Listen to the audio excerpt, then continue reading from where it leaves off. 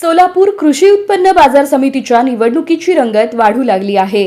सचिन कल्याण शेट्टी यांनी दिलीप माने यांच्या विरोधात जोरदार तयारी सुरू केली आहे। या पार्श्वभूमीवर दिलीप माने यांनी पत्रकार परिषदेत आपल्या पूर्वीच्या राजकीय निर्णयांवर भाष्य करत 7 वर्षांपूर्वीचा एक मोठा गौप्यस्फोट केला।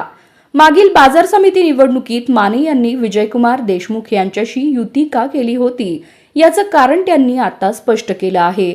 त्या निवडणुकीत सुभाष देशमुख यांच्या नेतृत्वाखालील पॅनलला महाआघाडीनं पराभूत केलं होतं। या विजयाचे शिल्पकार ठरले होते दिलीप माने। माने म्हणाले, त्यावेळी विजयकुमार देशमुख हे जिल्ह्याचे पालकमंत्री होते।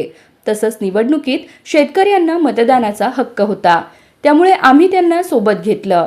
निवडणूक जिंकण्यासाठी योग्य साथीदार हवा असतो, म्हणून हा निर्णय घेतला होता, असं माने यांनी स्पष्ट केलंय।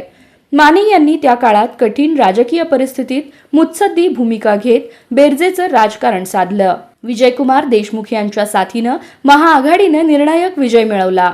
आता पुन्हा एकदा सोलापूर बाजार समितीच्या निवडणुकीचा रणसंग्राम रंगत असताना माने यांनी उघड केलेल्या या माहितीमुळे राजकीय चर्चांना उधाण आलं आहे। आगामी निवडणुकीत कोणाची बाजी लागते हे पाहणं उत्सुकतेचं ठरणार आहे।